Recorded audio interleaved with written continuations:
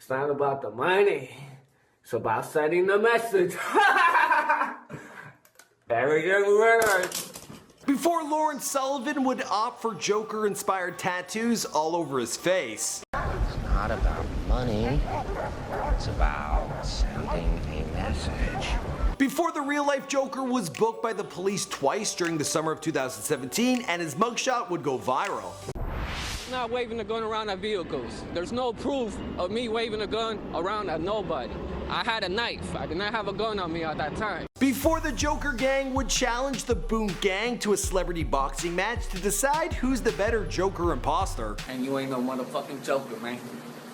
Talking about you gonna shoot me in the PP hole with your gun. Number one, a real Joker don't use a gun. Guns are too quick. Now, if you don't know who Boonk is, we did a Before They Were Famous on him a couple weeks ago, and since then he's opted for a much different look, many are calling Joker inspired.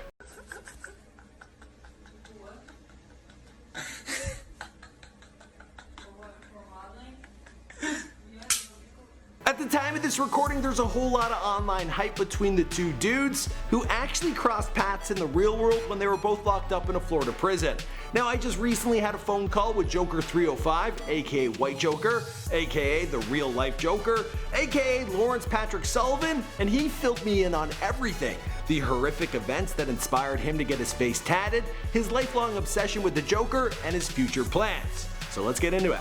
What's going on, guys? My name is Michael McCrudden, documenting the life and career of Lawerence Sullivan prior to fame, here for you on Before They're Famous. Now, if you haven't checked out our video on Boonk, be sure to do that. I've also got another interview scheduled with Boonk in the coming days, so if you have any questions for him, be sure to let me know in the comments down below.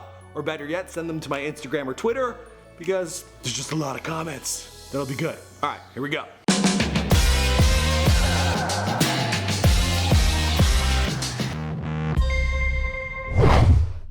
Joker 305 was born Lawerence Patrick Sullivan on January 11th, 1988 in New York City. He's of Peruvian and Irish-American ancestry. Now, his mother, she suffers from MS, which was awfully hard for them while they were living in New York City, so the large family, with Lawerence being the youngest of 5, they relocated to Florida when he was a young boy, and they made a home for themselves in the Miami suburb of Kendall. His father is the strict Irish Catholic type, and Lawerence hasn't spoken to his father since he opted for face tattoos.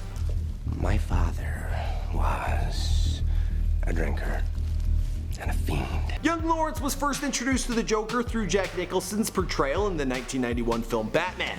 Lawerence became a massive fan of the character, but to this day he still isn't a fan of Batman. He compares Batman to the cops, and Lawerence has an easier time relating to the other side of the law. He grew up playing baseball, basketball, football, and was a pretty normal kid.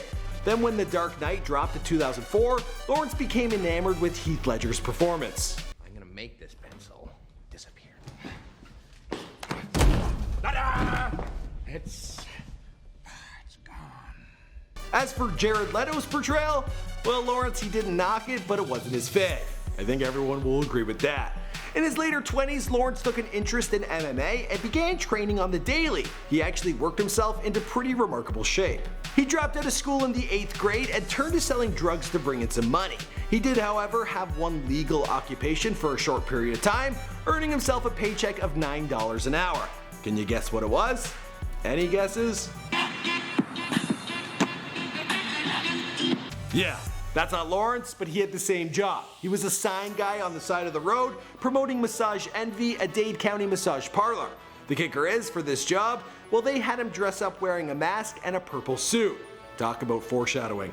Lawerence first found himself in trouble with the law when he was busted in 2013 for possession of marijuana. It was on October 14, 2015 that everything changed.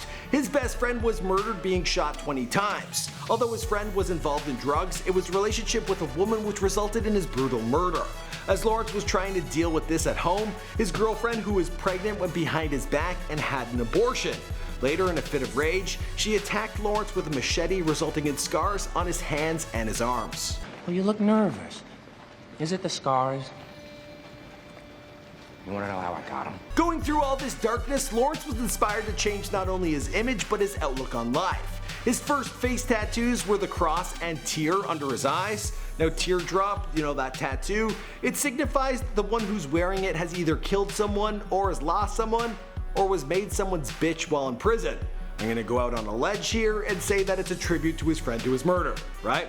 Lawerence continued to get more work done on his face, which is documented by his tattoo artist, Bam Bam, via YouTube. Next up, Lawerence opted for the cuts and the stitches on his cheeks. He had Joker inscribed on his forehead and ha ha ha on his cheek. Next up, more blood was added to his cheek scars. And while Lawerence saved up money to complete his transformation, he also started uploading videos to YouTube starting in 2015. Let's take a look at a classic titled Meth Real Joker. I love smoking meth. He also opted to wear full face makeup while just hanging out around the house.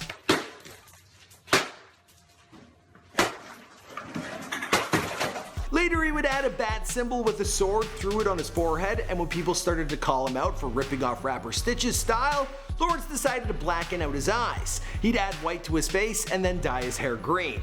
To date, Lawerence has spent $3,000 to $5,000 on his facial tattoos, but plans on getting more with him wanting to add more white and more blood to his face. The summer of 2017 is when Joker 305 would get the attention he had long been looking for. He was arrested by Miami-Dade County Police on May 23rd for allegedly pointing a loaded gun at drivers. When he was arrested, police said they found a loaded Smith & Wesson handgun. His arrest report also says that he told the police he didn't have a concealed weapons permit because it's expensive.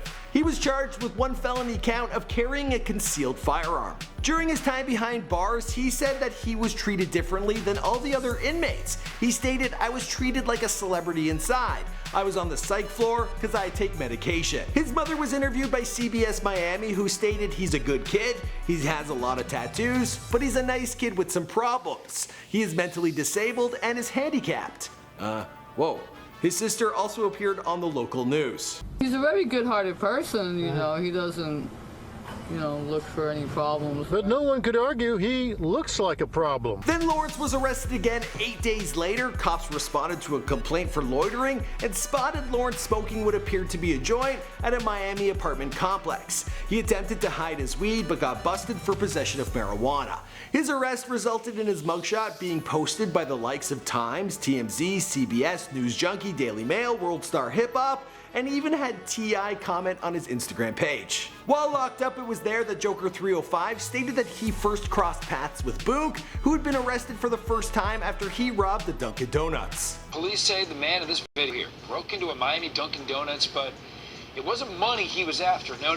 That crime captured on camera because his alleged accomplice recorded the whole thing. The two were held at the same facility, and while inside, Joker said Boonk was a little bitch. The two were soon back on the street, and Joker 305 got a little upset when he noticed that Boonk's looks began to become more and more like that of the Joker.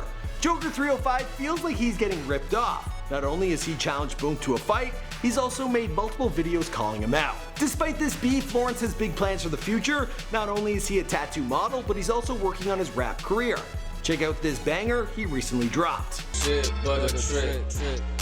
Fuck Batman.